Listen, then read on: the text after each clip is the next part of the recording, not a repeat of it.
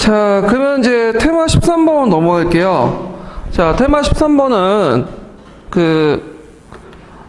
저는 미국과 이제 소득의 정책 관련된 부분인데요. 먼저 냉전 시대를 이제 보면, 이 냉전이라는 말은 열전의 반대말이죠.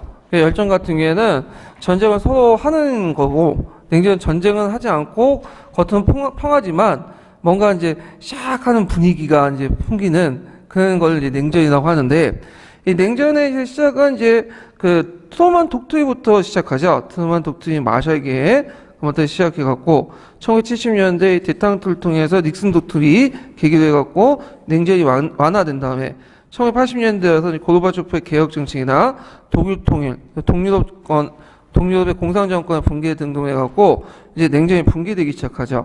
자, 그러면 냉전 시대에 이제 서막을 열었던 것이 뭐냐 하면 트루먼 독트린이에요. 이 트루먼 독트린은 그 당시 이제 미국 대통령 트루먼이 공포했던 정책을 얘기하는 건데, 그 당시 그리스와 터키가 지역의 공산주의 확대되니까 그걸 저지시키기 위해서 공포됐던 그 독트린가 트루먼 독트린이죠. 그래갖고 그 당시 이제 그 미국의 정책은 무장을 하고 있는 소수 공산 세력과 이를 지원하는 세계 정보를 해체하고 있는 나라에 저항하는 자유국가를 지원한 거다.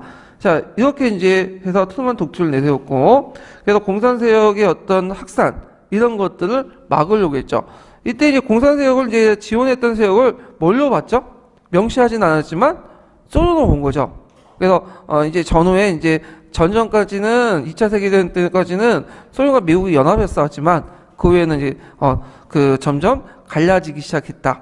그걸 이제 잘 볼 수 있는 게 영국의 수상했던 처칠이 그 당시 유명한 그 말을 했죠. 천혜장막이라는 그 연설을 했잖아요. 그래서 그 당시 동유럽과 소련을 중심한 부근에 천혜장막이 형성이 됐다. 이렇게 이제 보고 있죠. 곧 이어서 이제 마샬 플랜이 이제 공포되죠. 이 마샬 플랜은 마샬은 미국의 국무장관인데 이 사람이 이제 그 서유럽 지역에서 그 당시 공산주의 세력을 학살을 막기 위해서는 뭘 해야 된다? 경제 개발을 해야 된다고 생각한 거야. 왜냐면 항상 가난한 곳에는 사회주의가 있다는 거야.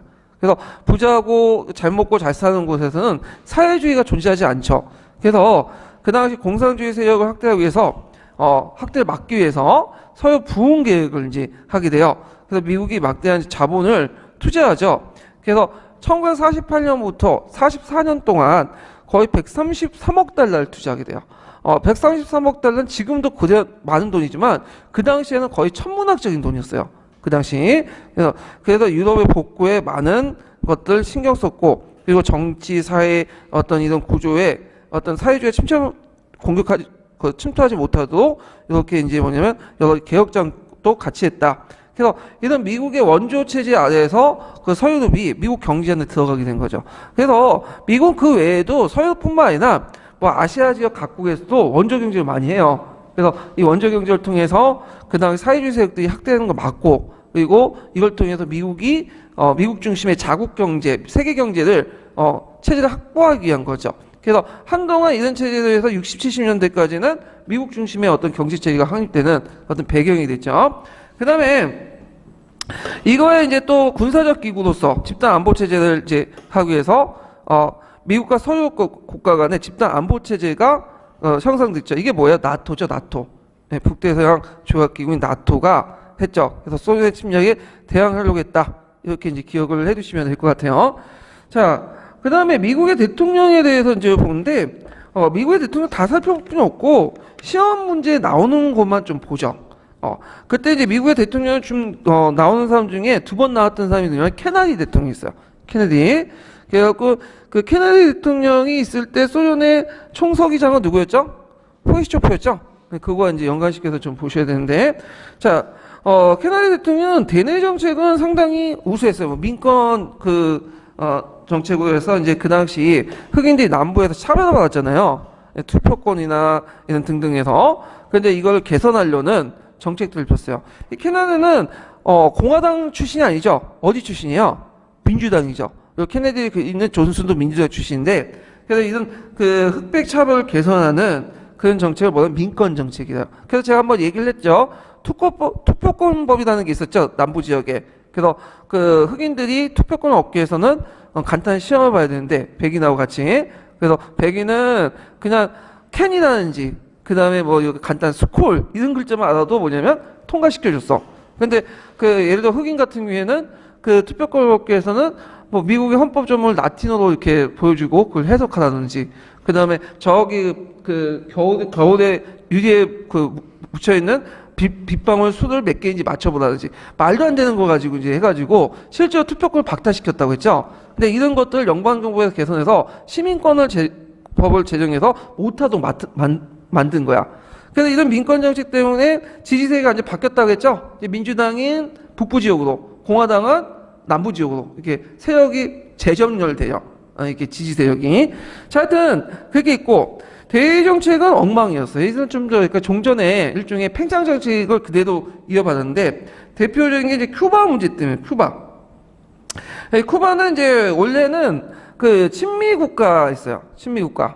근데 이제 친미 정권이 이제 그 미국 자본 끌어들이고 뭐냐면 여러 가지 뇌물도 받고 부정부패하니까 그 당시 카스트로가 그 뭐냐면 게릴라 전설을 통해서 게릴라 활동을 통해서 이 쿠바의 정권을 친미 쿠바 정권을 뒤엎었죠. 그러니까 미국에는 큰일 난 거야. 카스트로 같은 사회주의 정권이 바로 미국의 앞마당에 있잖아. 플로리다하고 그 쿠바는 되게 가까워요. 그러니까 이제 안 되겠다 해갖고 그 당시 이제 그 쿠바에서 망명해온 그 반카스트 세력들을 모아서 CIA가 훈련을 시켰어. 훈련시켜갖고 피그스만에 이제 뭐냐면 상륙시켜갖고 그 당시 카스트 정권을 무너뜨리려고 했는데 상륙하자마자 뭐야? 잡혀버린 거죠. 그래서 큐바군에서 잡혀가지고 그게 망신을 당했어요. 예. 그래갖고 이제 이게 나중에 미국의 그 CIA 통해서 이제 했다가 갖고 그것 때문에 이제 미국이 국제적 욕을 먹고 그랬거든요. 이게 그 유명한 피그스만 사건이죠. 예. 그 후에 이제 미국은 이제 방향을 돌려서 이 카스트를 어떻게든 죽이려고 그 했지만 카스트 용케 다 살아남았어. 그래서 100번에 넘는 그 암살 시도를 그냥 다 견뎌갖고 이제 살아남았는데 자, 그 다음에 그 남미 지역에 이제 쿠바같이 공산주의 세력이 확대되는 걸 막기 위해서 진보연합을 결성했죠. 그래갖고 라틴 아메리카 회원국들에게 차관과 경제 원조를 제공했다. 이것도 일종의 뭐예요? 그 유럽판, 그러니까 남미판 마셜 계획이라고 보시면 돼요. 왜냐하면 못 먹고 못 사는 곳에는 항상 뭐가 확대되죠? 사회주의가 들끓는다. 그런 측면이죠. 그리고 케네디 대통령 때 우리나라는 어떤 대통령이었어요? 박정희 초기였죠. 그래서 예전에 100년 전쟁 그 다큐멘터리 보니까 그 박정희의 계획 경제 있잖아요. 개발 경제. 이거는 다 박정희가 만든 게 아니라 그 미국에서 해줬다고 그래요. 미국의 케네디 정부에서 적극적으로 지원해서 해줬다고 그러는데 왜냐면 박정희 처음에는 그 계획 경제 그런 거 생각 안 하고 그 뭐냐면 그냥 무작위식으로 이제 막 경제 정책을 돌리다가 초창기 실패했거든요. 근데 이제 케네디가 보기면 안 되겠다 해갖고 괜히 경제 정책 잘못하면 한국이 사회주의 세력이 확대될 수 있는 거 아니에요. 그래서 경제 정책 원조를 해주고 그랬다는데 뭐 하여튼 그 당시에 이제 이런 정책들을 했고요. 그 다음에 쿠바 사태 꼭 기억을 해두셔야 되겠죠. 쿠바 사태는 몇 년에 났어 일단 연도다. 1962년. 그리고 그때 소련의 총서기장은 누구였다? 후르시초프였다. 후르시초프와 연결시켜서 보시면 되는데, 자 이때 이제 그 미국이 문제가 됐던 거예요. 미국이 원래 처음에 어떻게 했냐면 지금 터키 있죠. 친미 국가인 터키에 그 미사일을 설치하려고 했어요. 미사일 설치를 하니까 소련이 그거 터키의 바로 밑에 그 미사일 설치하면 어때? 소련이 공격을 받을 수 있잖아요. 그러니까 이제 그거의 보복 차원에서 그 쿠바에 미사일 기지를 설치하죠. 그러면 바로 앞에 뭐가 되는 거야? 미사일 공격을 받을 수 있죠. 거기 미사일에다 뭘 탑재하면 또 핵무기까지 탑재할 뿐이면 이제 미국은 완전히 소련의 공격권 안에 들어가는 거잖아요. 자, 그러니까 이제 이거에 대해서 케네디가 당장 물러내라. 그렇지 않으면 보복 조치를 취하겠다. 그래서 핵정쟁 바로 앞까지 갔어. 그런데 이제 후르시초프가 어떻게 되죠? 한 발 물러났죠. 그래서 끝나게 되는데, 자, 이 사건을 계기로 해갖고 그 당시 만약에 이게 성원의 핵정쟁까지 갈 수 있는 그까지 갔잖아요. 그래서 그런 걸 막기 위해서 미국하고 소련의 그 수뇌부에서 직접적으로 전화를 할 수 있는 핫라인을 설치했어요. 왜냐면 전쟁 막 방발하면 뭐 여러 가지 복잡한 그 보고 체계 밟고 지나가면 벌써 전쟁이 일어났잖아요. 그러니까 전쟁 위기 일발에 그 지도부가 당장 전화도 걸어가지고 서로 협의하에 전쟁을 그만둘 수 있는 한 라인을 설치했다. 그래서 이런 것들을 좀 기억을 해두시면 될 것 같아요. 그래서 큐바 사태가 예전에 시험문제 나왔어요. 요거. 그 다음에 이제 존슨 대통령인데, 존슨 대통령이 예전에 나온 게 통킹망 사건이죠. 예. 그래서 이제 미국의 구축함이 그 통킹망에 지나가다가 그 베트남의 그 함정에 걸려가지고 폭발됐다. 이게 나중에 조작 사건으로 이제 알려지죠.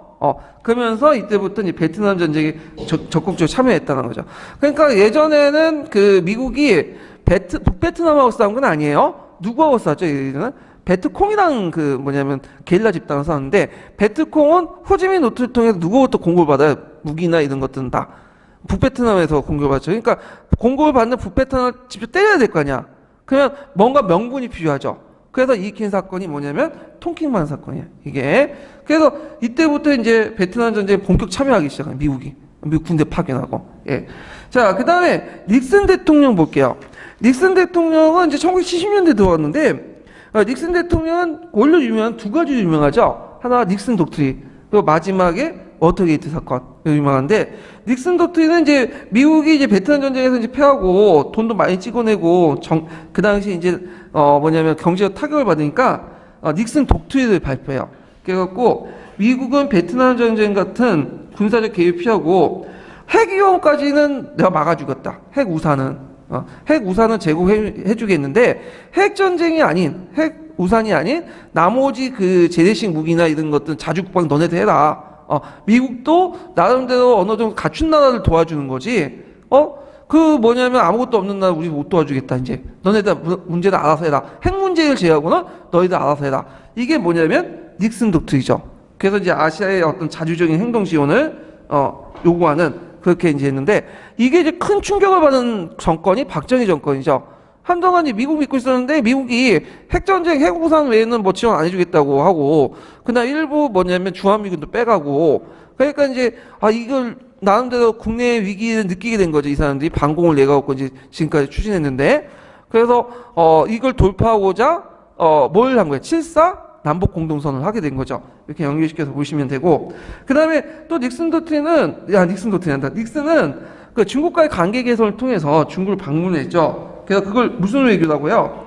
핑퐁 외교라고 하죠. 그래서 그 다음에 미국 선수와 이제 중국 간의 이제 외교 탁구가 연계돼갖고 했다 해서 핑퐁 외교라고 하는데, 그래서 나중에 이제 닉슨 때는 아니지만 그 후에 1978년에 중국하고 미국이 수교를 하게 돼요.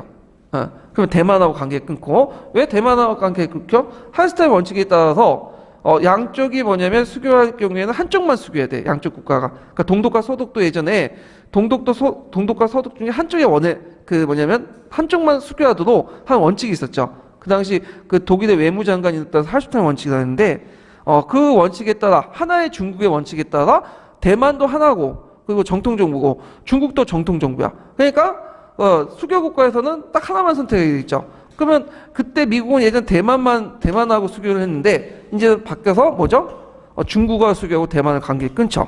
물론 완전히 끊은 건 아니고 외교 관계만 끊는 거야. 대사급에서 있고, 지금도 영사관 있고 그래요. 대표부도 있고. 자, 그리고 이제 중국도 지위가 높여져서 그 당시 이제 그 전에, 예전엔 대만이 상임이상국 5개 자리에 하나 있었죠. 대만이 물러나고 중국이 그 자리를 차지하게 되죠. 자, 그 다음 워터게이트 사건인데, 이게 되게 유명한 사건이에요. 워터게이트 사건이. 워터게이트는 게이트는 뭐예요? 게이트는 일단은 최순실 게이트라고 하잖아, 최근에. 게이트는 그 권력형 비리를 말해요, 게이트가. 그래서 이 워터게이트 사건은 왜냐면, 그 어느 날 민주당의 당사가 어떤 놈이 도둑놈이 들어와서 도청을 한 거야. 도둑놈이다 보다 어떤 사람이 들어와갖고. 근데 이게 나중에 밝혀졌는데, 이게 이제 공화당 쪽, 그러니까 대통령의 닉슨의 조직적인 개입 때문에 그렇다라는 것을 이제 나중에 검찰 수사에서 이제 밝혀지는데, 닉슨은 끝까지 부정했죠. 자기는 안 그랬다, 안 시켰다.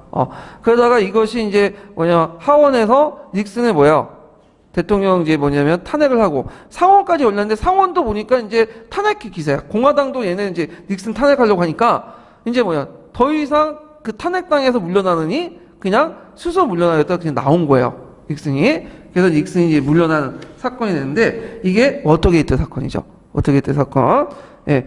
근데 이제 미국의 역사를 보면 탄핵 대통령이 그렇게 없어요. 한 명도 없어요. 탄핵 제도는 인기 있는데 탄핵했다고는 탄핵을 시도했는데 당연히도 부결됐고 탄핵 직전에 그 닉슨처럼 그냥 물러났어. 탄핵돼서 그냥 뭐냐면 불명예스럽게 나가느니 그냥 뭐예요? 그냥 자진 사유만 낫겠다. 그렇죠? 근데 박근혜는 그 똥꼬집 부려가지고 계속 이렇게 탄핵을 다니는데 그냥 진작에 나왔으면 정치적 타협을 감옥선 안 가지. 자, 하여튼 그 다음에 서독의 불행 때 동방정책을 볼게요. 동방정책. 요거 예전에 한번 시험 문제 나왔죠. 꼭 기억을 해주세요. 자, 동방정책은 누구와 누구를 관계 개선하는, 서독의 입장에 동방은 누구 의미한 거죠? 러시아하고 동유럽을 의미하죠. 그러니까 러시아 동유럽의 관계 개선을 이제 한 건데, 근데 관계 개선하기 전에 문제가 뭐냐면 할슈타인 원칙이 문제야. 이 할슈타인 원칙은 아까 얘기한 것처럼 소련 이외의 동독 수립과는 외교 관계는 맺지 않겠다는 걸 원칙이거든요. 그래서 소련 이외에 동유럽 국가 중에 그 고르는 거, 동독 중에 서독 중에 골라라, 유럽 국가 중에. 그럼 대부분 서유럽에서는 서독 고르고, 그 다음에 동유럽에서는 누구 고르? 동독 고르겠죠. 그러니까 그 원칙을 포기한 거죠. 그래서 우리나라 초창기 때는 이 할슈타인 원칙이 있었어요. 남한과 북한 중에 양자택일 하다. 근데 지금은 두 개 국가 동시에 수교해도 그냥 인정하고 그러죠. 예. 자, 하여튼 이걸 포기했고 그 원칙에 따라서 이제 동유럽 국가와 이제 관계 개선을 깨하기 시작하죠. 그래서 동독과 서독이 이제 상호 승인을 하고 국제연합을 동시에 가입하고, 우리도 그랬죠. 우리도 지금 국제연합에 있잖아요. 근데 처음부터 우리가 국제연합에 있었던 게 아니에요. 그때가 처음에는 1989년 이전까지는 우리가 가입 못했어. 왜냐하면 가입을 하려면 뭐냐면 5개 다 산인 이사국 있잖아요. 산인이 미국, 영국, 소련, 중국, 프랑스 있죠. 그러니까 우리가 가입하려면 중국이나 그 소련이 반대하는 거야. 비토콜을 던지고, 그 다음에 북한이 가입하려면 미국이나 영국, 프랑스가 비토콜을 던지는 거야. 그러니까 가입 못하는 거지. 근데 제 기억에 그게 90년인가? 90년인 거야 아마. 제가 그때 고등학교 1학년이었거든요. 예, 나이 계산하지 마시고요. 고등학교 1학년인데 이때 이제 그때 그 노태우 정권이 있었어요. 노태우 정권이 북방구 외교니 뭐 하면서 그래가지고 그때 이제 상호 교류를 통해서 하자. 그래서 서로 가입을 하자 해갖고 설득을 시켜갖고 이제 상호 가입을 한 거죠. 이때 동시 가입을 한 거야. 마찬가지라고 생각하시면 돼요. 자, 그 다음에 동유럽 국가가 현존의 국경선 인정, 특히 폴란드가 문제가 있다고 그랬죠. 폴란드는 어떤 문제 있죠? 폴란드가 이제 그 당시 전후에 동부 땅이 러시아 땅으로 넘어갔잖아요. 소련 땅으로. 소련이 내주기 싫으니까 독일 땅을 뺏어다가 폴란드에 갖다 붙였다고 했죠. 그래서 이게 오데르 나이세슨 강을 기준에 갖다 줬는데 이게 이제 문제가 된 거야. 근데 이제 그냥 서독이 인정해주고 폴란드와 수교를 해버린 거죠. 그리고 이제 폴란드에 가갖고 전후 배상도 해주고 그다음에 사과도 하고 이런 것들이 이제 있고, 그다음에 이제 베르린 형상 유지 협정을 체결했다. 베르린 형상 유지는 뭐냐 하면 이건 이제 그 러시아하고 이제 그 미국이 그 독일을 점령할 때 독일을 내등분했어요. 그래서 독일을 내등분해서 러시아, 영국, 프랑스, 그 다음에 독일, 미국 이렇게 4개 국가의 연합국가를 이제 했고, 동시에 베를린도 뭐죠? 4개로 해놨죠. 4개로 나눠갔어요. 그래서 독일, 영국, 영국, 프랑스, 미국이 있고 소련이 있는데, 소련이 있었던 곳은 뭐냐면 이제 나중에 동베를린이 되고, 그다음 그 미국이나 프랑스나 그 다음에 또 뭐냐면 영국이 지배했던 그 베를린 지역은 서베를린이 된 거야. 그러니까 이 서베를린 지역은 고립돼 있었어. 고립돼 있어. 그러니까 여기는 서독이고 그쪽 쪽에 동독 안에 베를린 지역이 있는데, 이 베를린 지역도 2개로 나눠갖고 동베를린, 서베를린 이렇게 나누니까 고립된 지역 있죠. 그래서 주로 이제 어떻게 이제 그 본국하고 연결되냐면 되게 비행기나 하거나 아니면 동독에서 지정된 도로나 철도망을 통해서만 이게 연결이 돼요. 이게.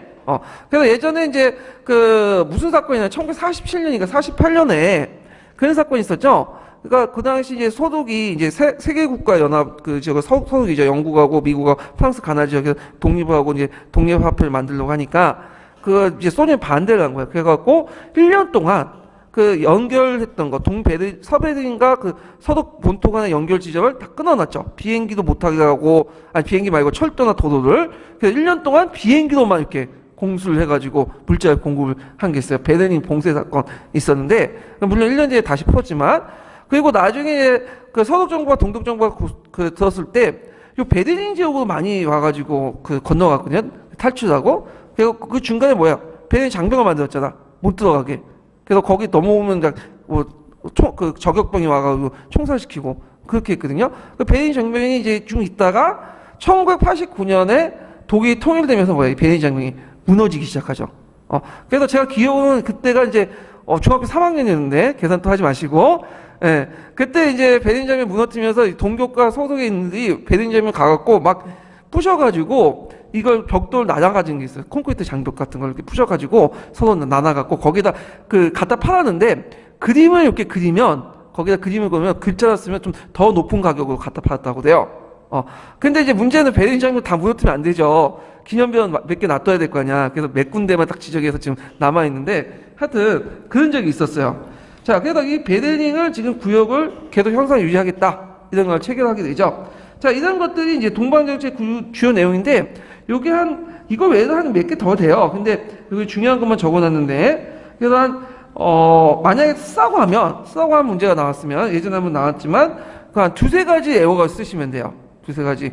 예, 그래갖고 여러분들이 편하게 외울 수 있는 부분들을 써가지고 이제 하시면 될 것 같고요. 자, 그러면 관련된 이제 성상평가 문제를 볼게요. 성상평가 문제. 자, 233페이지. 233페이지 11번 문제 볼까요?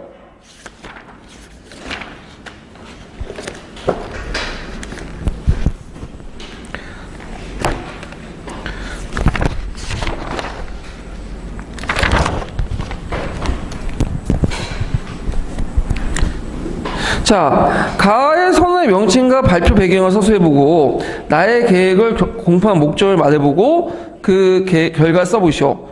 자, 가는 일단은 시간 관계상 읽지는 않겠지만 뭐죠? 이거는 트루먼 독트리죠. 1947년에 공포된. 그래서 2차 세계대전 이후에 미국이 동유럽 국가의 공사의 영향력이 커진 소련 경계학에서 그리스 정부와 공산주의 세력의 내전이 발생했던 것을 그 내용을 쓰시면 되겠죠. 자, 나는 뭘까요? 마샬 계획이죠. 그래서 서유 국가 전후 복구를 돕겠다. 그래서 이 결과 서유 국가들이 경제가 급속 재건되고 미국 중심의 어떤 경제 종속이 되죠. 이런 내용들 쓰시면 돼요. 자, 그 다음 문제 12번 문제 볼게요. 자, 소련이 기획에 행동한 이유를 미국 정책에서 살펴보고 쿠바 사태 이후에 미국과 소련의 핵전쟁을 방지하기 위해서 취한 행동 두 가지를 말해보시오. 그 다음 미국과 소련의 최고 정책 당국자는 누구인지 말해보시오. 당시에. 자, 소련이 쿠바에 미사일 기지를 했는데 이거는 미국이 먼저 이게 단초를 제공해서 미국이 터키나 중동 지역에 핵무기를 개발해놨거든요. 터키와 중동은 바로 소련의 뒷마당 아니에요. 그러니까 이제 이거에 대한 대응 차원에서 소련이 쿠바에 미사일 기지를 설치했죠. 그래서 그때 이제 이 나라에서 이제 후르시초프가 물러나거든요. 물론 후르시초프 이것 때문에 나중에 몰락해요. 왜냐면 유약한 모습을 보였다 해가지고.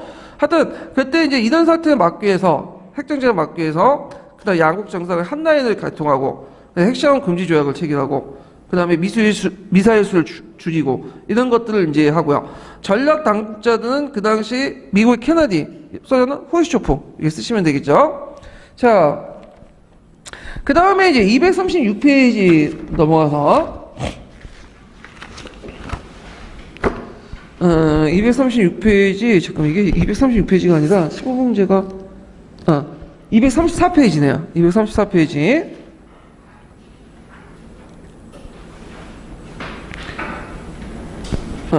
다음 기획에 대한 세 가지 내용을 써보고 니은에 무슨 외교를 하는지 말해보시오. 자, 미국은 닉슨 대통령은 아시아 지역의 방위에 미국이 직접 개입하지 않겠다고 선언했다.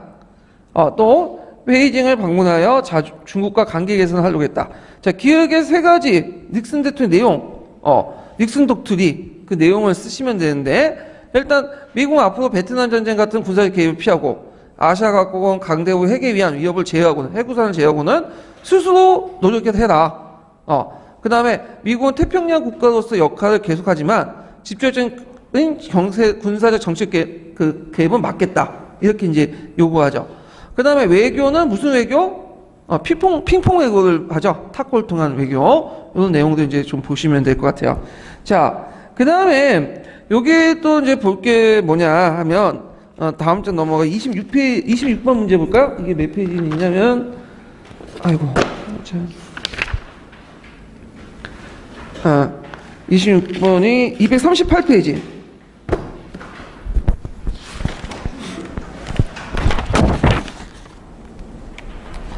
자, 이건 뭐냐면 브렌트우드 체제를 말하는 거예요. 브렌트우드 체제.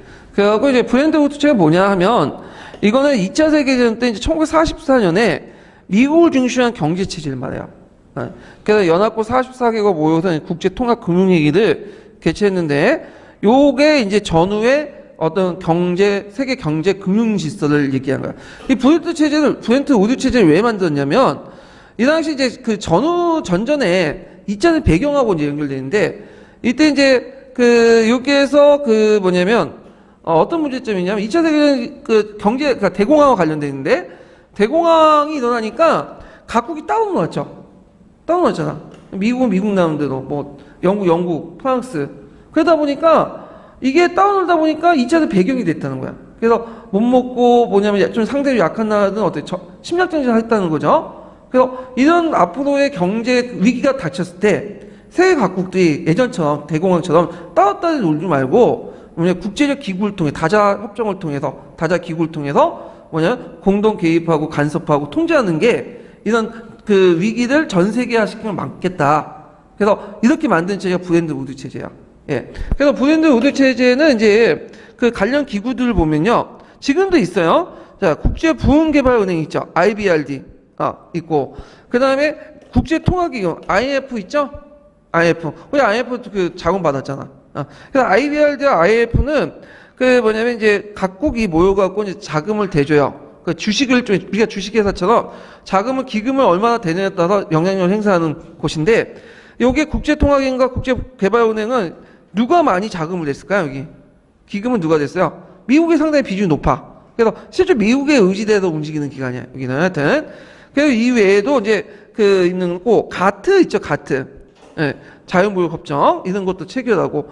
그래갖고 이제 이 브렌트 우드 체제가 형성했다. 그래서 대공황이 형성될 때 이 브렌트 우드 체제가 이제 대공황 같은 위기가 이제 발생했을 때 이런 브렌트 우드 체제를 통해서 세계적으로 이제 그거를 확산을 막기 위한 공동 대응 기구로서 이런 기구들을 이제 만들었다 이렇게 보시면 돼요.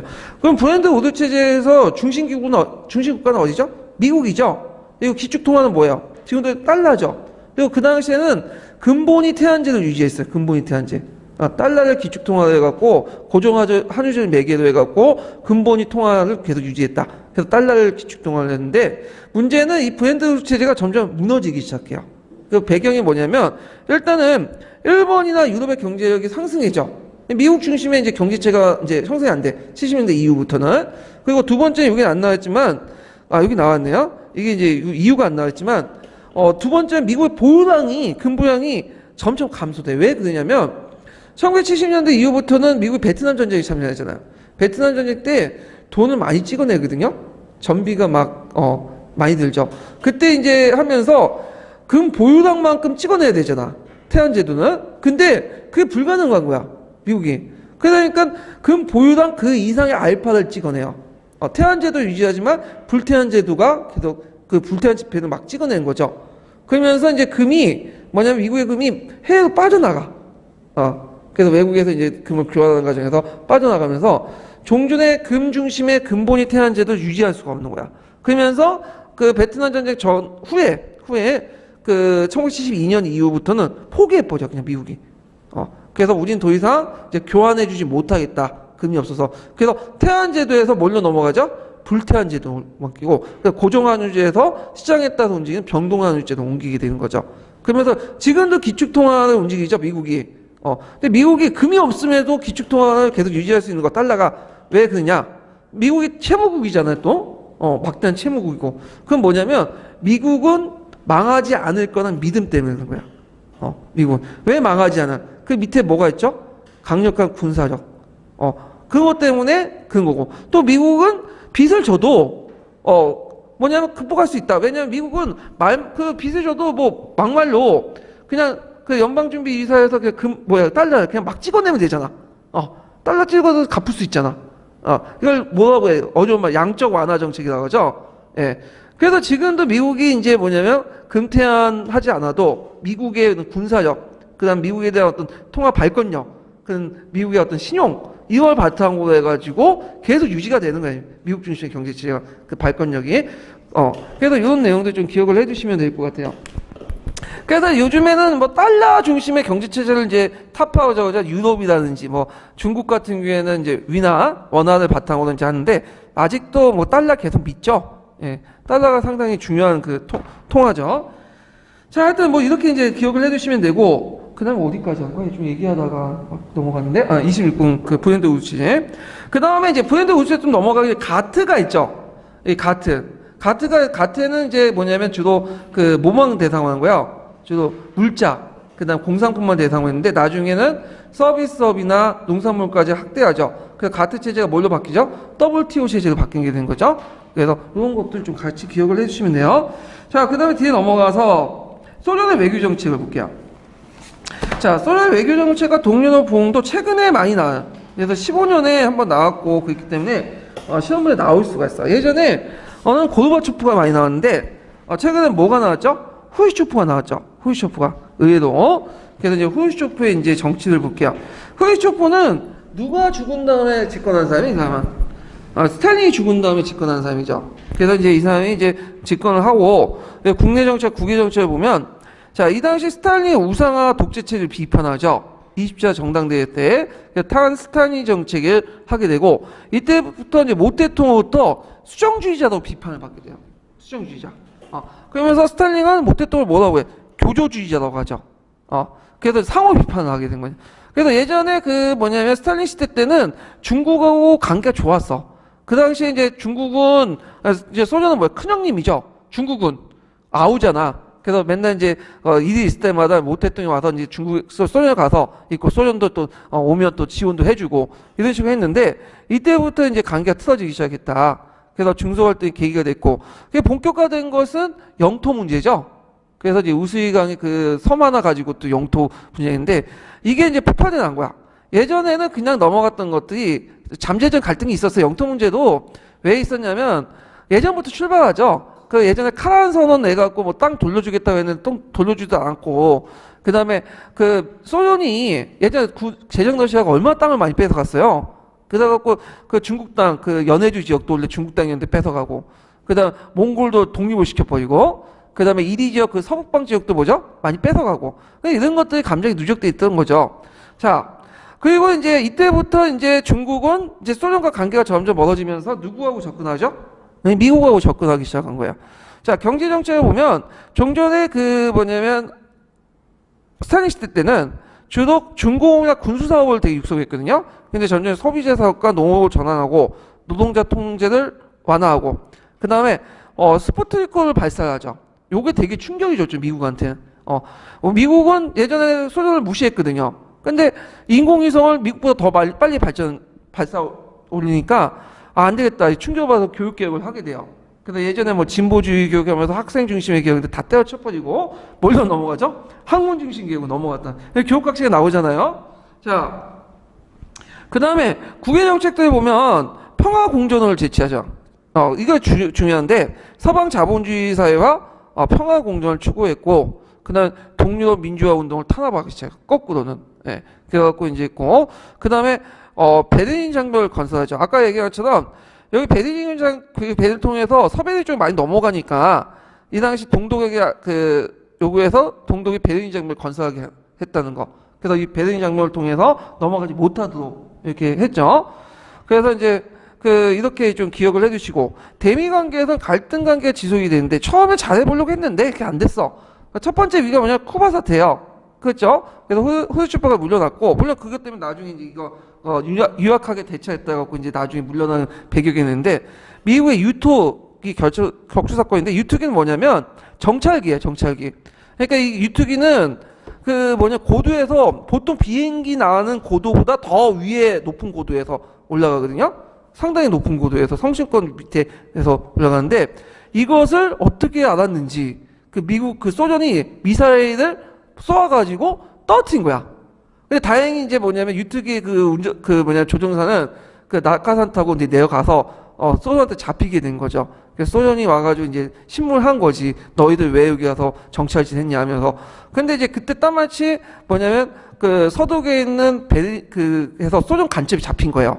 그래갖고 베르린 지역에서 그 유투기 그 조종사하고 그다음 그 베르린에 서독 집회에 잡혔던 그 소련 간첩하고 맞교환시켜 버린 거죠. 그래서 끝나버렸는데 그 예전에 한번 영화에 나왔어요. 그거 그 유투기 사건을 소재로 한 그 드라마 영화가 나왔는데 자 그랬고 그 다음에 그 외에도 이제 제3세계 국가의 적극적인 교류 정책을 했다. 그래서 제3세계 국가인데 제3세계 국가는 아시죠? 1세계는 뭐죠? 1세계는 미국을 중심한 서유 국가고 2세기는 소련을 중심한 동유 국가, 그다음 3세기는 미국과 소련이 아닌 국가들이죠. 중국, 뭐 인도, 아프리카, 뭐 동남아시아 그 국가들이죠.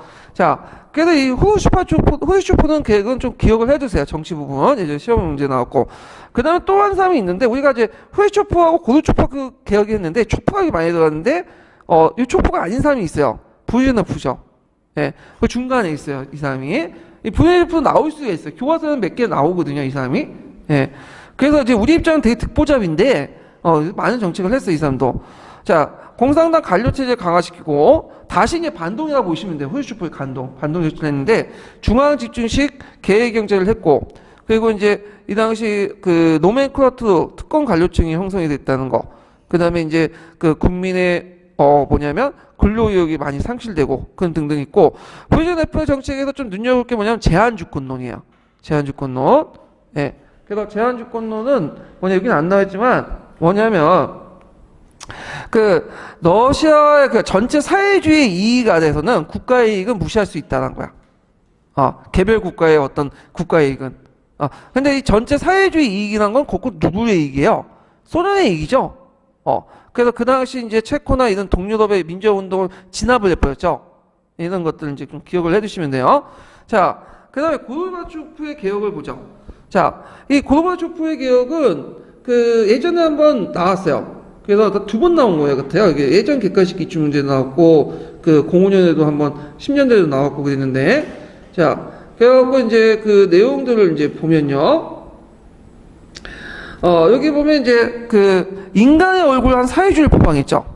인간의 얼굴. 그러니까 사회주의도 인간적이어야 된다.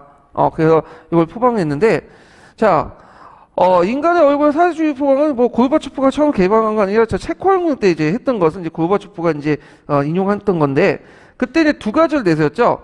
글라스노스트와 페레스트로이카를 내세웠죠. 그래서 요거 예전에 시험문이 나왔죠. 구체적 내용 쓰라는 거. 글라스노스트와 페레스트로이카인데, 글라스노스트는 뭐냐? 정보 공개야. 그래갖고 표현의 자유를 허용하고 반체제 박해 중재하고 유대인들 이주의 자유를 인정하는데, 그 유대인들의 이주의 자유 인정을 뭐에 그러면 스탈린 정책 때문에. 스탈린이 예전에 유대인들 별로 안 좋아해가지고 지도 유대인 피를 받으면서 유대인 시행이 싫어했어. 그래가지고 그다음 유대인들은 이주나 자유의 인정을 인정하지 않고 한 곳에 정착하게 만들었거든요. 예, 이런 정책들 이제 연결시켜서 보시면 되고, 그다음 페레스트로이카는 뭐냐? 이거는 브레즈네프 때 이제 여러 가지 문제점이 이제 드러나니까, 스탈린 시대 때 여러 가지 문제점이 드러나니까 요걸 이제 하나하나 폐기시킨 거죠. 그래서 현장 관리자의 결정과 책임을 증가해서 공장 관리를 생산해. 예전에 국가에서 일일이 뭐 목표당 다 설정하고 했는데, 이제는 현장 관리에서 알아서 이제 판단해서 생산해라. 그 다음에 노동자 임금이나 생산량 노동력도 다 국가에서 일위적으로 했는데 이제 개별 공장에서 알아서 결정해라, 이런 것도 있고, 그 다음에 또 하나가 뭐냐, 스탈린 정책 중에 집단 농장화 정책이 있죠. 집단화 정책. 그것 때문에 이제 많은 사람들이 저항을 불러일으켰고, 그 다음에 많은 농민들 죽고 그랬잖아요. 예, 이걸 폐지했어요. 또 인형 농산물 시장을 판매하고 토지 임대도 가능하고. 왜냐하면 농산물 정책이 되게 중요한 게 뭐냐면, 소련 같은 경우에 그 당시 우크라이나 지역이 있었죠. 지금은 독립돼 있지만 이 지역이 곡창지대야. 거기에서 많은 밀을 생산했는데, 거기에서 밀을 생산했는데 그 소련 전국으로 뭐냐? 이게 공급이 안 돼. 왜 공급이 안 하냐? 관료주의 문제 때문이죠. 왜냐하면 이제 그 우크라이나에서 밀을 수확하면 그걸 저장하고 운반을 해야 되는데, 그 중간중간이 제대로 안 된다는, 사회 간접 시설도 없고 저장 시설도 하고. 그러니까 밀을 저장한 시설 없으니까 밀이 썩고 있는 거야. 근데 러시아에서는 빵을 사기 위해서 긴 줄 서야 하는 그런 이제 모순점이 일어난 거죠. 그래서 이런 것들을 이제 하기 위해서 집단 농장을 폐지시키고 인연 농산물 시장에 갖다 팔 수 있도록 하게 한 거죠. 그냥 토지 임대 같은 경우에도 그 하는 건데, 토지 임대는 왜 그러냐면 사회주의 국가에서는 토지를 소유할 수 있어요, 없어요? 원칙적으로 소유할 수 없죠. 없어요. 토지들 다 누구 땅이야? 이건 국가 땅이야. 근데 그 임대권을 준 거죠. 임대를. 그래서 소유할 수 없지만 그 임대를 봐서 사용할 수 있는 권리 준 거야. 지금 중국도 그렇죠. 중국도 지금 원칙상 어떤 국가예요? 사회주의 국가잖아요. 네. 사회주의 국가에서는 토지는 모든 소유는 뭐야? 국가 소유죠. 근데 지금 그 개인의 토지 소유권은 아니어도 임대를 내주죠. 개인에게. 보통 몇 년 단위로, 100년 단위로 또 갱신이 가능해. 이건 그리고 타고 팔 수도 있어. 그래서 실제로 뭘 준 거예요? 토지 소유권을 준 건데 실질적으로는 토지 소유권을 줬지만 원칙상 사회주의이기 때문에 이걸 토지 소유권이 아니라 용인권이라고 얘기하죠. 뭐 이렇게 이제 준 거라고 보시면 되고요. 자, 그 다음에 정치개혁에서는 이제 강력 개혁 정책을 수행하기 위해서 강력 대통령제를 도입했고, 그 다음에 일당 독재를 폐지하고 다당제를 도입했고요. 대의정책으로는 몰타 업종을 체결해갖고 냉전을 체제를 선언했고, 그 다음에 미국과 접근해서 중거리 핵미사일을 폐기했고, 그 다음 아프가니스탄을 철수했죠. 그 아프가니스탄이 그 당시 소련이 와가지고 하다가 그 당시 그 아프가니스탄의 그 무장해인가 그 조직한테 깨지게 되잖아요. 그래갖고 많은 사람이 죽고 그러니까 철수를 하고 그리고 동유럽 불기 군축회담을 하는 등 여러 개혁 정책을 했지만 결국에는 그 어떻게 돼요? 무너지죠. 그래서 이제 곳곳에서 이제 소련 연방에서 무너지고 그 다음에 또 그 안에서 내부에서 또 쿠데타가 일어나서 고르바초프가 그 갇히는 사건이에요. 물론 나중에 이제 풀어지만 그 쿠데타 진압을 했지만 결국에는 소련이 그 뒤에 넘어가시면 알겠지만 넘어가서 소련이 각 공화국과 소수민족 장기과 독립 요구해갖고 군부 쿠데타 후에 소비에트 연방이 해체돼요. 그래서 독립국가가 형성돼요. CIS가 형성되죠. 그 밑에 보시면 알겠지만 일단 제일 큰 공화국이 어디예요? 러시아 공화국이 있고 그 다음에 그 밑에 이제 베네루스 3국이 있죠. 에스토니아, 리투비아, 라트비아. 네, 보이시죠? 요 그 에스토니아, 리투비아, 라트비아 원래는 독립국가였어요. 1차 세계 직후에는. 근데 그 독일 히틀러가 그 폴란드를 침공할 때 소련이 여기를 먹은 거야. 그래서 자기 위성공화국 만들어 놓은 거거든요.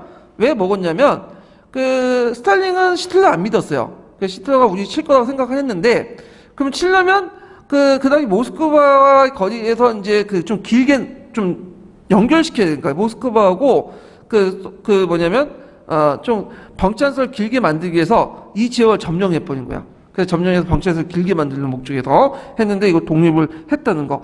그 다음에 그 밑에 보시면 알겠지만 이제 큰 땅이 우크라이나가 있고, 그 다음에 카자흐스탄 있죠? 여기 키르기스탄 공화국, 우즈베키스탄 공화국, 트르키스탄 공화국, 타키스탄 뭐 이렇게 타지키스탄 공화국 등 스탄 붙은 거 있죠? 스탄 보이시죠?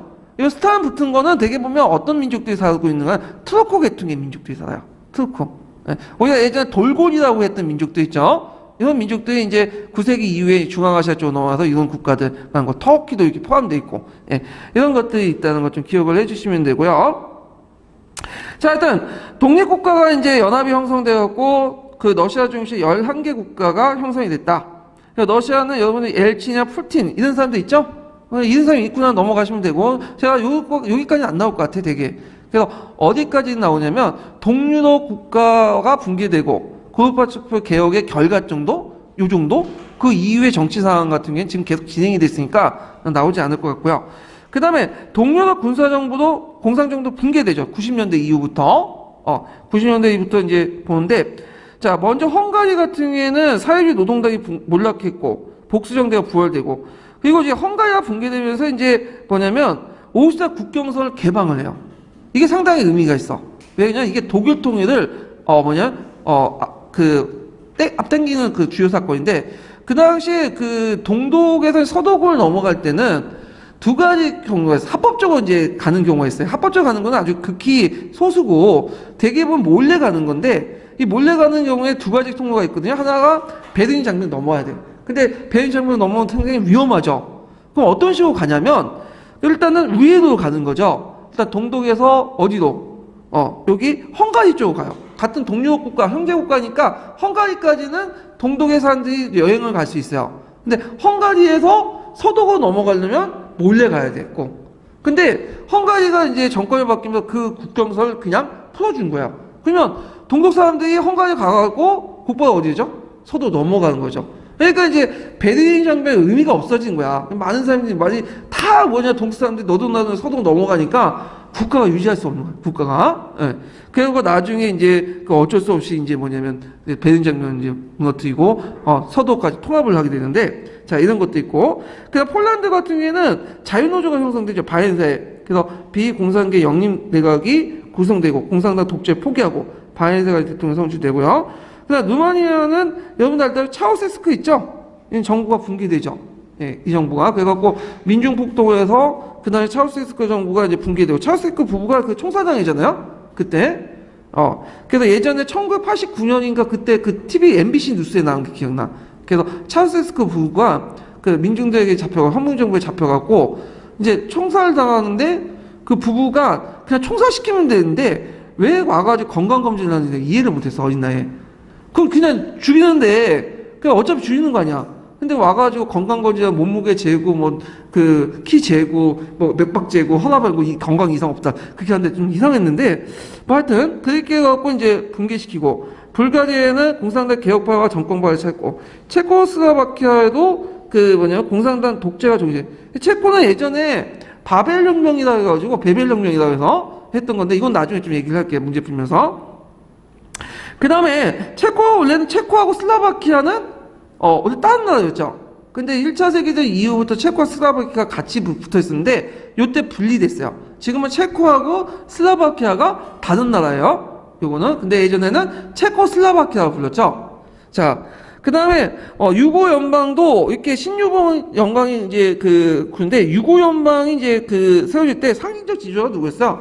티토였죠. 티토. 이 티토라는 인물은 2차 세계대전 때 독일군과 싸웠던 사람이에요. 네지스탄스의 유명한 사람이고 전 국민들의 그 지지를 받았어요. 그래서 티토는 그 뭐냐 소련과 다른 자주적인 정책을 내세웠죠.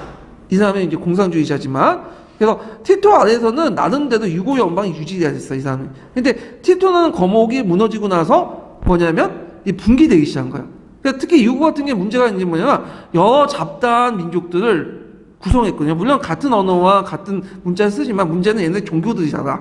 그래서 종교에 따라서 슬로베니아 크로아티아인도 있고 크로아티아는 뭘 믿죠? 카톨릭. 그냥 세르비아는 그 그리스 종교. 그 다음에 오스만 투르크의 지배를 받았기 때문에 또 이슬람 교도도 많거든요. 그러니까 여기에서 이제 뭐냐면 내분이 일어나죠. 그래서 결국에는 크로아티아, 그 다음에 또 세르비아, 이게 독립해 나오고, 몬테네그로도 독립해 나오고, 등등 있고, 특히 이제 제일 문제점던 지역이 뭐냐면, 보스니아, 헤르체고비나 지역이죠. 거기에 이제 다인종 국가들이, 다민족이 막 모여 살다 보니까, 여기에 크게 내전이 일어나고, 그리고 그 과정에서 이제 뭐냐면, 대규모 학살이나 강제주, 이런 것들이 일어나기 시작하죠. 예. 그래서 이런 것들 기억을 좀 해두시면 되고요. 그다음 독일 같은 경우에 1990년에, 베를린 장벽이 89년에 붕괴되고, 그리고 자유선거 실시해서 통일정부가 구성이 됐다.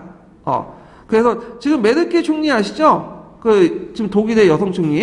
이 메르켈 총리가 원래 동독 출신이에요. 동독 출신 지금 이제 계속 최연장 십몇 년 동안 지금, 총리를 하고 있었는데, 하여튼, 통일정부가 이렇게 구성이 됐다. 이렇게 좀 기억을 해주시면 될 것 같아요. 자, 그러면 관련된 이제 문제를 한번 풀어볼게요. 232페이지 펴보세요. 232페이지.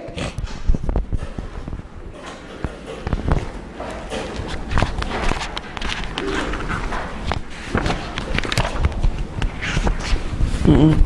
232페이지 13번, 14번 문제 볼까요?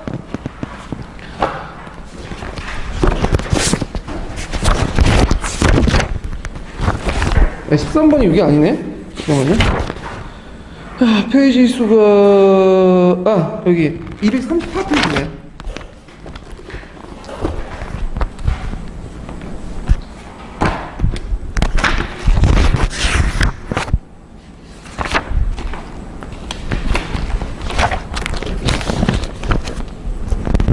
자, 다음 후르츠초프가 취한 경제정책 두 가지 서술해보고 기획의 국제적인 영향을 말해보시오. 자, 경제정책 관련돼 갖고 이제 보면 예전 개혁정책 1단을 이제 생각해 보셔야 되는데 군수공업이나 중공업에서 뭘로 바뀌었죠? 그다음 농업 중심의 소비재 생산 중심의 경제제철로 바뀌었고 그 다음에 노동자에 대한 통제력도 완화시켰죠. 이런 내용들 쓰시면 되고 자, 그 다음에 이제 스탈린 시장과 개인 숭배의 영향을 비판했다. 개인 숭배를 비판. 제20차 정당대회 때 비판했는데, 그거에 반발한 사람이 누구예요? 일단 스탈린의 정책에 대해서 모태똥이 비판했죠. 그래서 모태똥하고 이제 그 비판하면서 서로 뭐 교조주의니 뭐 수정주의 하면서 막 비판하면서 관계가 벌어졌고, 그 다음에 동유럽 위성 국가들의 반항, 폴란드, 헝가리에서 이제 민주화 운동이 일어나고, 물론 진압을 했지만 이런 것들 이제 보시면 되고요. 그 다음에 14번을 이제 볼게요. 자, 가에 들어갈 말을 쓰고 가를 소련이 진압할 때 내세웠던 이론의 명칭과 내용을 말해보시오. 그리고 당시 소련의 집권자가 누군지 말해보시오. 이렇게 했는데, 자, 가는 1968년에 개혁적 성향의 두부체크라고 또 부르죠. 이 사람이 정치, 경제력 분야에서 인간을 연 얼굴을 한 사회주의를 했어요. 이것을 나중에 누가 다시 인용한 거예요? 고르바초프가 이제 다시 인용한 거죠. 그래서 사회주의를 했는데 사회주의에서도 인간의 얼굴, 인간성을 부여하자는 거야. 그래서 인간적인 어떤 그 욕구, 이런 것도 고려해야 된다. 그래갖고 요때 가에 들어갈 것은 국민의 이유를 뭐라고 얘기했냐면, 이때 이제 그 프라하의 봄이라고 했죠. 프라하의 봄. 예, 프라하의 봄. 그 다음에 그 당시 소련의 집권자는 누구였어요? 아까 얘기한 브레즈네프죠. 브레즈네프가 이제 그때 이제 체코의 민주화 운동을 진압을 할 때 내걸었던 그 이론의 명칭이 뭐냐면 제한주권론을 꼭 외워두세요. 예. 그래서 제한주권은 뭐냐면 사회주의 공동체 이익은 각국의 개별적인 이익을 우선한다. 그래서 사회주의 공동의 이익, 전체 이익은 앞서서는 이익 앞에서는 각국의 개별적인 이익은 무시해도 된다는 거야. 그거는. 근데 여기에서 이제 그 사회주의 공동체의 이익은 누구의 이익이죠? 실질적으로는 소련의 이익이죠. 네. 그래서 이런 것들을 이제 좀 기억을 해두시면 될 것 같아요. 그때 이제 프라하의 봄은 진압됐지만 이 프라하의 봄에 그 활동했던 그 개혁가는 그 후에 체코 뭐냐면 민주화 운동을 이끌었어요. 나중에 90년대 들어와서 80년 말에서. 그래서 이제 이걸 베벨 혁명이라고 하거든요. 베벨. 그래서 베벨 여러분들 그 여자분들 아시죠? 베벨 뭐예요, 그거? 그 베벨 옷 있죠? 기억 안 나세요? 부드럽잖아. 그 부드러운 베벨인데, 제가 왜 기억이 나냐면, 예전에 제 여자친구가 그걸 되게 좋아했어. 그래갖고, 그 이대, 지금 여기 서강대 분데 저 그쪽에 이대 쪽에 가보면, 메가박스가 있거든요, 메가박스? 메가박스 그 밑에 이제 쇼핑몰인가 있어요. 그 지금 망했는데, 사람들이 없어가지고, 신촌역 부근에. 그런데 거기에 이제 그 쇼핑몰 이제 쇼핑하다가, 그 베벨 옷을 입는 걸 이제 봤어요. 그 베벨, 그 마네킹이 베벨 옷을 입고. 그래서 그 정장 한 번 있는데 내가 그랬거든. 저 몸매가 좋으니까 딱 이걸 입고 만약에 맞으면 내가 사주겠다고 그랬는데 딱 입었어. 그 여자친구가. 딱 맞는 거야. 그래서 내가 한 20만 원, 30만 원 주고 사준 걸로 기억이 나거든요. 그래서 베벨 하면 그 여자친구가 생각나. 여러분도 제 여자친구 생각하면서 만약에 이렇게 나오면 이렇게 답안을 쓰시면 될 것 같아요. 예. 그래서 베벨은 그 옷을 부드러운 첨을 나래요. 있어요, 그게. 예. 자, 뭐 그렇게 있고 그 다음에 다음 그 문제 좀 보면요.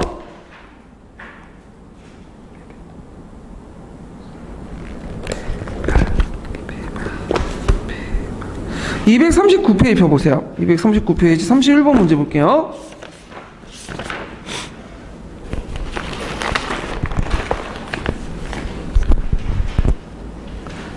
이게 이제 아까쯤에 이제 연결돼서 이제 있는데, 자, 그 체코슬로바키아의 1989년 민주화 운동이 일어났죠. 그래서 이제 공산당 정권이 있는데, 그때 이제 앞에 언급했던 그 68년에 민주화 운동을 했던 그 사람이 이제 같이 모여서 게 시민 포럼이라는 거고, 아까 제가 무슨 혁명 연결됐죠? 베벨 혁명이 있어요. 발음하기 힘든데 베벨 혁명이 있어요. 베벨이라고 하거든요. 요거 포기법 정확히 기억해서 쓰시면 될 것 같아요. 베벨 혁명이 있다. 예. 그래서 이제 요렇게 이제 보시면 되고, 그 다음에 다음 테마 넘어가죠. 유럽 통합. 서양사 마지막 이제 그 테마인데, 요번에 유럽 통합과 관련돼 갖고 문제 나왔죠. 그래갖고 이게 나올 거라고 한번 예상이 됐어요. 왜냐면 영국이 이제 최근에 유럽에서 EU에서 탈퇴했잖아. 브렉시트 했잖아요. 그래갖고 이제 한번 나올 거라고 있고, 예전부터 서양사 교수 중에 한 분이 자기가 들어가면 이 문제 내겠다고 막 그랬거든요. 유럽 통합과 관련된 문제들.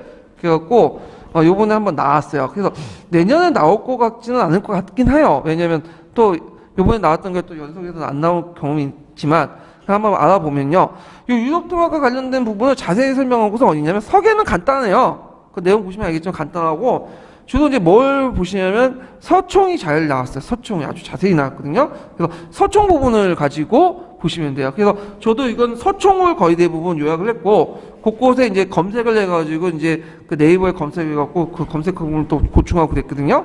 자, 그러면 이제 일단 유럽 통합의 역사적 배경을 보죠. 유럽 통합은 예전부터 중세 시대부터 민족 이동의 결과 이 게르만 민족들이 전 유럽으로 이제 확대됐잖아요. 그리고 중세 기독교 문화도 있고 그래서 그 신성 로마 제국이라든지 그 다음에 또 뭐냐면 카오스 대제 같은 전 세계적인 어떤 유럽을 통합할 수 있는 뭐냐면 국가가 있었죠. 특히 이제 카오스 같은 경우에는 상당수의 그 뭐냐면 지역을 하나의 그 국경으로 만들어서 프랑크 왕국에 넣어서 유럽 통합의 상징적 인물이 됐죠. 그래서 예전에 한번 시험 문제 나온 게 뭐냐면 해마나 유럽에서는 카오스 대제를 그 상을 주죠. 카오스 대제상은 어떤 사람한테 줘요? 유럽 통합의 그 기여한 사람한테 줬다고 그랬죠. 그 다음에 두 번째로는 양차 세계대전 1차와 2차 세계를 겪으면서 이제 서유럽 국가들의 가치관, 문화를 공유하는 소속감을 가지게 되죠. 그래서 유럽이라는 국가는 이제 미국이나 소련과 그 다른 국가다. 아시아와 그런 것들 있고, 그 다음에 미국이나 그 후에 이제 뭐 일본 이런 국가들 등장하고 그러니까 이제 유럽이 예전에는 한동안 세계 중심지였죠. 그러니까 밀리게 되는 거야. 그런 어떤 위기의식도 있어요. 예.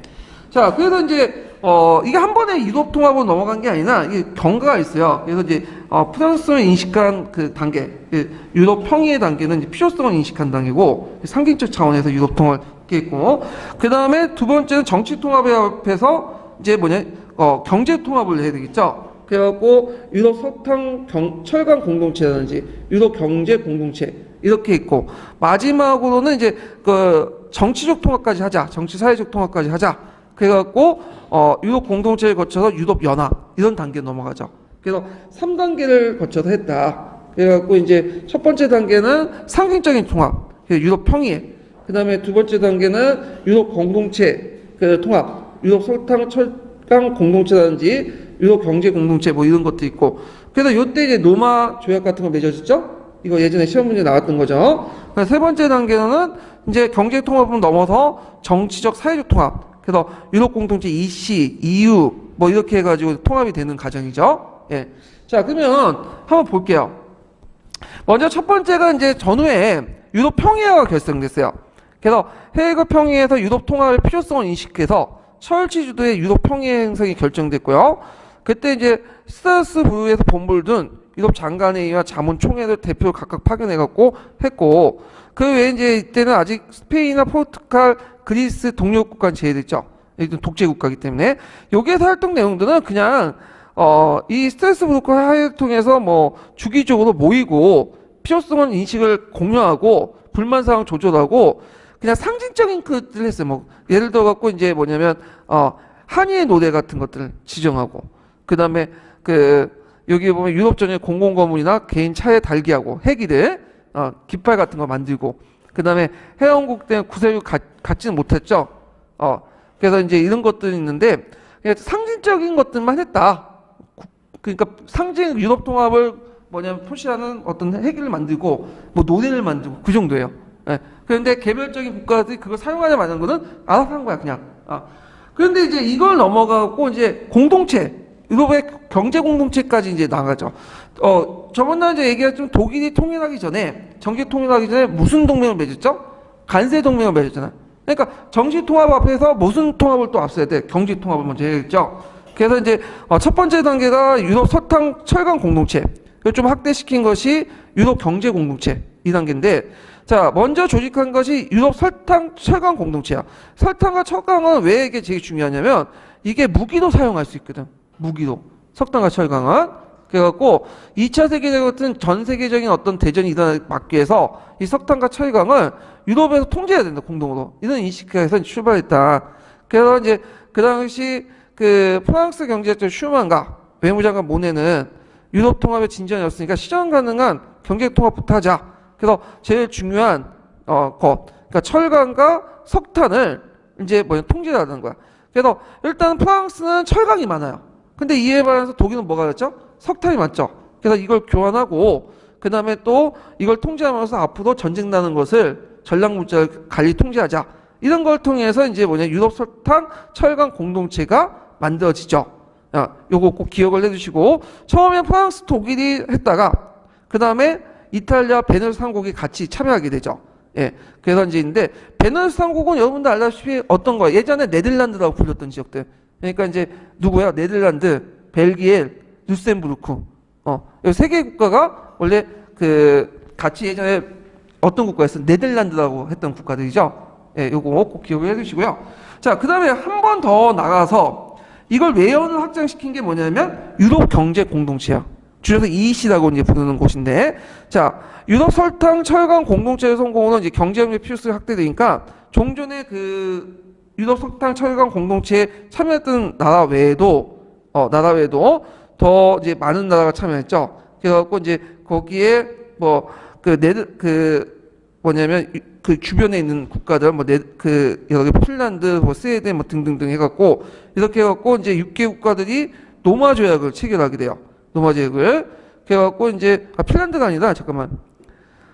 이탈리아, 베네루스 3국 4개 국가, 프랑스, 그 다음에 영국은 이제 프랑스, 독일 해서 6개 국가네요. 예, 6개 국가들이 이제 그 로마 조약을 체결하고 이걸 유럽 경제 공동체에 찬성하고 그 후에 몇 개 국가들이 이제 더 들어가게 된 거죠. 그래서 이제 나중에 이걸 기반으로 해서 EC가 개칭, 이게 나중에 얘기예요. 유럽 위해가 개설되는 그 정치적 통합 이전의 전 단계야. 여기가. 그래서 그때 노마 조약이 요번에 시험 문제 나왔죠. 노마 조약이. 자, 그 내용을 보면요. 이 노마 조약 관련된 내용은 그 뭐냐면 그 서양사 총론을 기준으로 쓴 거야. 그리고 제가 이제 검색을 해가지고 집어넣고. 근데 일단 간세 상호 폐지, 공동 간세 설정. 그래서 한 번 간세가 설정되면 다른 국가에서는 간세를 매기지 않도록 하고. 그다음 지역 내 노동과 자본의 이동의 자유. 농업, 운수, 통상, 금융, 사회 등 강범위에 걸쳐서 공동정책 수립, 유럽 투자은행 설립 이런 것들인데 요거 두세 개 쓰라고 한 문제가 요번에 나왔어요. 그 다음에 이제 유럽 자유무역 협의체 해가지고 요거 유럽 자유무역체는 그 요거는 프랑스가 주도한 거예요. 요거 반대쪽이에요. 그러니까 앞에 이제 그 EC가 있었고 또 하나는 영국이 주도한 게 있어. 또 영국이. 그래서 영국이 그 당시 유럽 대륙에 속하지 않은 걸 이제 별로 싫어했기 때문에 유럽 대륙에 속하는 걸 싫어했기 때문에 그래서 연중범이나 이런 것들을 이제 그 이해는 하지 않은 상태에서 영국을 주도해서 또 다른 유럽 통합원인데 앞에 그 나라에 속하지 않는 나라들이 이제 들어가게 된 거죠. 영국, 스웨덴, 노르웨이, 뭐 덴마크, 오스트리아, 스위스, 포르투갈 이런 것들 간세 부과하지 않는 그런 것도 있고 요게 이제 유럽 자유무역 협의체와 그 다음에 앞에 그 있는 유럽 경제 공동체가 통합이 돼가지고 만든 것이 뭐냐면 유럽 공동체죠. 이때부터 경제적 통합에서 정치 통합으로 넘어가게 되는데 그래서 영국, 아일랜드, 뭐 덴마크 등등 해갖고 여러 나라들이 참여하게 되고 여기에서 이시총회가 열고 부레션을 설치하고 각국이 임명한 한 명의 대표를 구성된 집행위의 지시를 받고 등등. 그래서 전원일치보다 다수결 원칙에 따르고요. 경제활동도 이제 모든 관세가 EC안을 폐지하고 한율기구, 그다음 농업 보조금지금 등 이렇게 이제 경제 통합을 더 완성시키고 정치 통합까지 나가는 그런 것들이 하게 되고 결국에는 여러 회의를 거쳐갖고 단일 유도법이 제정되고 1986년에 요거는 각자 읽어보세요. 근데 암기사항이니까 결국에는 1992년에 마스트리히트 조약을 맺게 되죠. 그래갖고 EC의 명칭은 EU로 변경하죠. 그 다음에 유럽위의 권한을 확대시키고 그 다음에 요거 예전에 시험 문제 나왔죠. 17년에 공동통합을 만들죠. 그래서 유도를 선택하죠. 그래서 이제 물가 시장 통합을 추진인데 다만 EU 안에서도 그 뭐냐면 유도를 사용하지 않는 국가도 있어요. 어떤 국가냐? 영국, 덴마크, 스웨덴 이런 나라는 단일 통화를 계속해요. 그래서 영국은 파운드 계속 사용하죠. 이런 것들. 그래서 이제 유럽연합이 성립되면서 이제 이렇게 해갖고 쭉 해서 했는데 나중에 영국이 작년에 탈퇴를 했죠. 국민투표를 통해서. 그래서 영국이 왜 탈퇴를 했냐면 유럽 통합을 그 하면서 이제 노동이나 자본이나 이런 것들이 이동이 자유였잖아요. 근데 문제는 영국의 이런 것 조치 때문에 영국에 어떤 사람들이 많이 건너오냐면 그 이슬람 교도들이 많이 와. 그러니까 외부에 뭐 아프리카에 건너 흑인들이나 이슬람 교도들이나 이런 사람들이 그런 그 뭐냐 자유를 통해서 이동의 자유나 이런 거 노동의 자유를 통해서 건너오게 되는 거야. 근데 이 사람들이 건너오면 어떤 문제점이 나는 예전에 말했지만 그 일반 그 좋은 일자를 가지고 있는 사람 은 상관없어요. 뭐 기술직이라든지 이런 서비스 기술직이라든지 뭐 고급 지식을 이제 다루는 그런 상위권 일자리에 대해서는 상관없는데 문제는 막노동하는 사람들 있죠. 밑에 그 연구의 하층 사람들, 노동자들 이런 사람은 큰 타격을 받는 거야. 왜냐 이 사람들이 많이 유입되면 그 임금이 낮아질까요, 높아질까요? 낮아질 수밖에 없죠. 왜냐 이들과 경쟁하는 과정에서 이 사람들이 이제 더 싼 값으로 이들을 팔 수밖에 없는데 노동자들이나 이 사람들은 뭐냐면 이들 더 높게 받으면 받을 수가 없는 거 아니야. 그러니까 임금이 최하가 넘어가는 거야. 최저 이렇게. 그러니까 이 사람들은 그 유럽 통합이나 세계화를 별로 안 좋아해.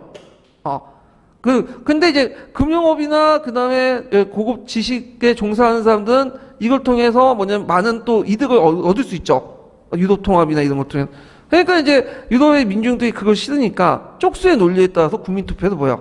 유럽 통합이, 브렉시트가 가결된 거죠. 예. 그래서 이제 유럽이라든지 지금 영국이라든지 그 당시 프랑스에서 이제 그 빈민가들, 그 노동자들이 그 뭐 우파 정당을 많이 찍는 이유가 뭐냐, 극우 정당을 많이 찍는 이유가 뭐냐면 종전에 진보니 뭐 그 보수 정당이 그런 정당에서는 이 세계화나 이 유럽화에 대해서 상당히 찬성이거든요. 유럽 통합이나 이런 것들이. 근데 그걸 자기 이익을 대변하지 못하니까 이제 극우 정당을 찍는 거지.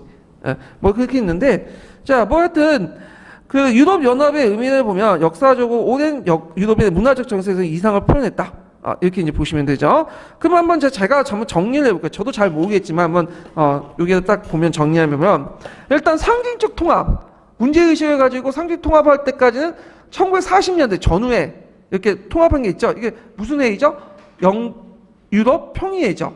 유럽 평의회. 그 다음에 두 번째 단계가 뭐냐면, 이제 경제 공동체를 만들자. 정치 통합적인 경제 공동체를 만든 게 뭐냐면, 먼저 출발한 것이 유럽 설탕 철강 공동체예요. 그래서 6개국이, 그리고 이것이 더 발전된 것이, 유럽 경제 공동체야. 이시고, 그 다음에 이거는 주로 유럽 경제 공동체는 누가 중심으로 했어요? 프랑스를 중심으로 했죠. 근데 영국은 그 따로운 공동체를 만들었죠. 유럽 자유무역 협의체예요. 그 두 개 이제 뭐냐면 단체가 있어요. 그것이 이제 통합된 것이 유럽 공동체 EC죠. EC. 그래서 이제 종전에 두 개 그 경제 공동체를 통합을 해갖고 여기에서 이제 경제 통합뿐만 아니라 여기에서 뭐냐면 정치 통합까지 이제 하게 된 거죠.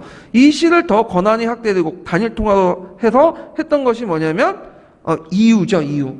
유럽 통합. 그리고 EU를 결성했던 조약이 마스트리트 조약이죠. 그 마스트리트 조약 꼭 외워두세요. 예, 되게 중요한 조약인가? 그렇지만 이런 EU가 추구했던 어떤 이제 경제 공동체의 어떤 자유, 그 다음에 신자유주의, 그 다음에 이제 이런 세계화, 이런 것들이 노동자 계층들의 불만을 사고 빈민가들의 불만을 사고 결국에는 조금씩 지금 무너지고 있다. 이렇게 이제 기억을 해두시면 되겠죠. 자, 그러면 이런 것들 한번 이제 그 관련된 문제를 한번 풀어볼게요. 자, 234페이지 볼게요. 자, 234페이지 16번 문제 볼까요? 16번 문제.